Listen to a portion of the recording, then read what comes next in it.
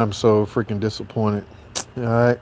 Uh, y'all welcome to take a guess or a stab at why I'm disappointed because technically I didn't get anything done. All right. I cannot go further with this replacing this sludged up engine because the first what you need to do first is get the bottom end going. Okay, I cannot get the bottom end going because I don't have the pickup screen didn't show up and the dipstick tube. Yeah, those two things I had to I ordered yesterday. He said they would be in today, but guess what? That was a no go. We couldn't save this damn dipstick. I mean, when I say seized in there, when I say locked in there, it's dipstick tube, brother. This dipstick tube is freaking locked in there. Nothing wrong with the dipstick. We're gonna reuse the dipstick, just the tube. Okay, yeah, you supposed to, or you can try banging it from this side, but bang, bang, bang, bang, and it's just jammed in there. And if we turn too hard, it's gonna break anyway. So he gonna clean this all up. My help will be here tomorrow, but yeah, I didn't get nothing done. Now the goal or the thinking was, what's up, Mark Rodriguez? The thinking was to, like I said, get it up out of here and get the bottom end going. We got the oil pan cleaned up, but I don't have a strainer, so ain't no sense of building that without a strainer. We done with this, and you want to know something real crazy? They just brought me another Pentastar engine on the forklift. They could have took this one, but I don't have it boxed up because I'm not set. Where's my box? My box right there. I'm not set up yet. Now, let me show y'all something because this is getting crazy. Now, I just put up a shorts video. I posed the question, is it cheaper to buy an engine? Okay, what's the going rate for oil changes? I don't know, 50 bucks, 100 bucks. Let's round it off to 300 bucks. Let's just assume to get your oil change costs $300. I know that sounds ridiculous, but let's just use that number. Now, $300, that's a lot. But now when you're paying for something and you're looking for the cheapest price, when you go that route, because I'm starting to get confused now. This came in today. Y'all see this? Ladies and gentlemen, this is a Gen 3. It's a Pentastar, but it's a different version. It's a Gen 3. Notice how the valve train set up. Same typical 3.6 Pentastar, just the Generation 3. They changed the valve train to combat all the ticking issues. Okay? So that was one reason why they changed the valve train setup. Right. But so now this ain't, we're not replacing this because it's ticking. In fact, I haven't done a ticker job on one of these yet. I'm still getting asked questions on this, and they all the same pretty much, but I want to go into ones. I think I can speak on this engine better once I go into one. Me personally, I have not been into a Generation 3 at all, guys. Okay, yes, this looks the same, everything is the same. But my point is, these engines starting to pile up. Now this was sludge too. This come out of a Durango. Yes, a Dodge Durango. Remember, on the 2017 and up, the Dodge Durango switched from the Gen 2 Pentastar to this Gen 3. But that engine is sludged up like a mug. I'm gonna bring it in tomorrow or whenever I get through with this one. But here's the thing. Let me explain something to you. This engine right here, get this, required. You are only to use synthetic, full synthetic, 0W20. So do you realize how much non-oil changing you have to do to sludge up an engine that use synthetic? Yes, the thinking goes you can go a little while longer with synthetic oil, but not 100,000 miles later longer. I don't care what kind of oil it is, it will eventually break down over time, guys. This engine takes synthetic, but they sludge the hell out of it up. Damn, did I get a cooler with this one? Oh no. Oh. Whew. Had me worried there for a minute, yeah. So we got a cooler. I'm sure I'm gonna get a thermostat and anything else, but Ego, just buy a Toyota and all. Why? What? You sound crazy, dude. What? How is buying a Toyota gonna solve the problem of not changing your oil? Do you understand what you're saying? Do you understand? Now you can argue buy a Toyota because it's a better car, but don't sit here and argue buy a Toyota because they won't sludge up if you don't change your oil. Stay focused, my guy. All right. So I was sitting here pondering Should I, man, just admit that junk? Okay. You now, how about you admit it? All right, because I'm a rational thinking type guy. All right, I'm a realist. I'm not replacing these engines because they broke. I'm replacing them because the owners that own them are neglect knuckleheads. Yeah, how's that? Virus. It depends how long it's been left. Anything from ticking to clunking, and dirty oil to sludge. You just have to look at the whole picture. What are we talking about?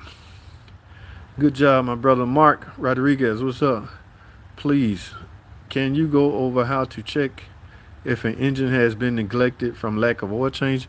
That depends on engines are different on a Pentastar. Like I said yesterday, the best way to tell if you're dealing with it or you're going to be dealing with a sludged up engine is to yank the we already cleaned this valve cover out.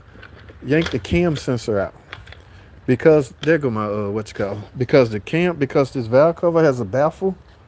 You're not gonna you can't just pull the, back in the day we can pull the dipstick and see if sludge on the dipstick. All right, but now valve covers have baffles to where you can't see that anymore. So the best way on a Pentastar, where's my freaking cam sensor, is to remove the cam sensor or the freaking PCV valve. Move something that's attached to the valve cover. How's that? All right. Of course, the PCV valve sits right here. It's attached to the valve cover. So if you remove that, like you can't see again based on the dipstick. So pull something. The cam sensor go right here. Either pull that or pull the PCV valve. You pull the PCV valve and see that, stop. Don't buy the vehicle because it has been totally neglected. All right. That's the only way you're gonna see that without doing a lot of work. I mean, you can always put a valve cover, but that's a lot of work. All right. Yeah, I'm waiting on one of these pickup screen. I'm not gonna attempt to clean that out. So I don't want this video to be long. So let me see a few more of these comments. 125. Edgar 0117 sound a little crazy. $40. Always do my own. That's what's up. Mark Rodriguez, man, just midday junk. Sorry, it depends on how long it's been left.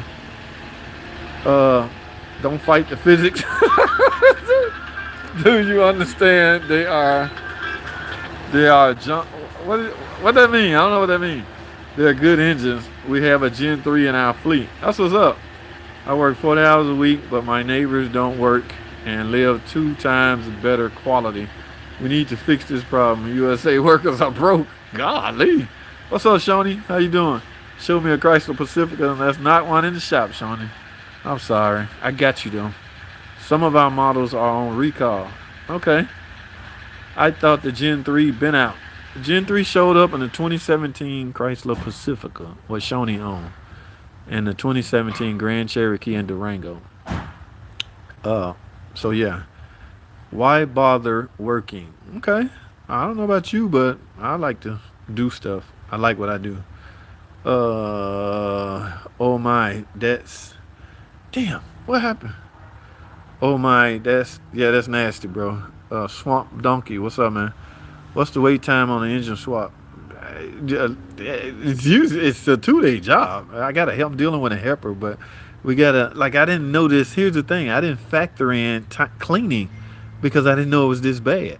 Now I'm not gonna make that mistake on that new engine over there.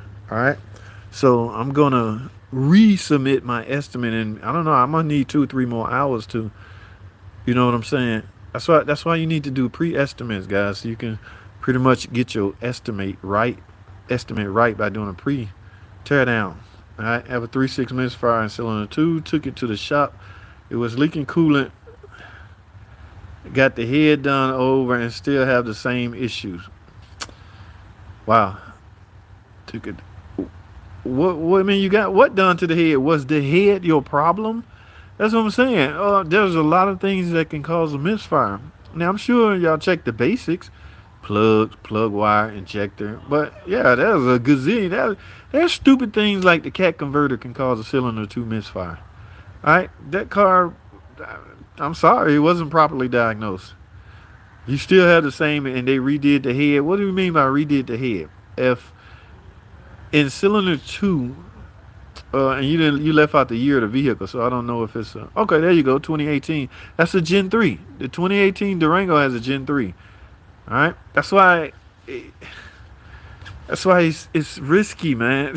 I don't know why people, guys. I'm gonna say this. I have never, since the implementation of aluminum cylinder heads as well as aluminum block, I got out of that business or out of the habit of rebuilding heads. Okay, now we can do our own. I've always done my own heads, lap in new valves, things like that. But the aluminum, especially, they could get overheated, and you not even know your car overheated. It becomes a risk doing huge jobs like my man mentioning, and they still have the same problem. That's why a lot of mechanics are transitioning over to simply replacing the engine. I know that sounds tacky. I know that sounds crazy. All right, but it's extremely too much risk. Dude, we talking aluminum. The block freaking aluminum. Yes, that's too much can go wrong. The shop's not taking those chances anymore. Damien, I'm sorry, man, you having that issue, but if they're 100% sure it's not internal, then it has to be external. Okay, if they did the head, surely they got the valve train on point. I'm not sure what else left, unless it's external like a cat converter or something. But wow, VT and how we living. Pimp, what's up, Swamp Donkey? I try to remind people that number of miles does not directly equate to oil life. You could change your oil the night before, race around the next day, and burn it up. All depends on driving. Christopher Jolie, I never thought of it that way. Man, that's a freaking interesting point. Why do you have to clean it? I don't have to clean the old engine. I have to clean the valve covers. I have to clean the sludge in the parts that I'm going to reuse. What parts will you salvage? What parts will you salvage off the old motor? Nothing. Everything I need, technically. What's up, man? Gray hair, supercharger, junk. What you got? Something that's for me? Yeah. What is it? Huh? What is it? Come on, man. You know I got a bunch of junk. Huh? Oh, okay. Solar recovery panel. Oh! Not solar recovery. It's an old 200, man. I was like, that's. Oh, it is. Oh, man. A 216 model. Security light on. Woo-hoo-hoo. All right, I got you. Oh, the 200, the CAC man inverter recall. Y'all know about the recall. If you own a 200, Chrysler 200, be mindful. Don't go out buying no CAC converter. You have a recall on that. Software update for the engine oil consumption. And security light on. So somebody tried to steal it. Don't worry, JT's here to handle it. Oh, where was I? Put a big Slurpee on top. Junk, oil, overcharged. What parts will you salvage? Now I have to get a new engine. Uh-oh. Yeah, man. But the thing about that, Damien, I mean, would you much rather them gave you the new engine estimate up front? See, we become spoiled as a society. All right. Mechanics hate when this happened to them. I'm guarantee you that mechanic had thoughts of, man, I might ought to charge him for an engine. And somebody went, why? It's just a leak or it's just a misfire. There's too many things can go wrong on this stuff, guys. I'm telling you, I'm one of the big proponents of not just replacing something for the hell of it, but I'm tired of getting burnt. I've been burnt like that. I did everything that a misfire would cause. I addressed everything that a misfire would cause. And oh my God, the sucker still had a freaking misfire after I'm done. It becomes a point of something internal that you literally can't see and there's no way to diagnose or to know. So to counter that, if the car has a lot of miles, suggest to that freaking customer that it might be best, you know what I'm saying? You gonna get the typical, why? It's just a misfire. Go through the tradition, compression test, leak down test, go through all of that. But at the end of the day, it's still a freaking risk. Oh my, dang it, I'm sorry, bro. That happened to you. I'm sorry that's happening to you. But yeah, people wonder why we give estimates on new engine, stuff like this. Why you think these sitting around? Because we done taking those chances. Look! I want y'all to see something. Do y'all understand what y'all looking at? Aluminum. A soft aluminum on top of that. The slightest amount of overheating can send this engine over the cliff. Nobody's willing to take these chances. Soft ass aluminum get hot for whatever reason, or whatever reason, just at that point, it's done. Any mechanic out there taking chances trying to fix those are just haven't been burnt yet. Let me say that. I'm not saying they wrong because there are some good mechanics out there. Don't buy a 200 period. Native blood. How about you not buy one? All right? Yeah. Anybody want a 200? They look good to you. They run good to you. Go get you one. Man, buy what you want. All right? I mean, Native probably saying that because he's seen some problems out of 200s, but there's problems with any Native. You going to yell out every car out there? Because if you basing your comment off of, you know somebody with one and it's a piece of junk, you might always say that about any car.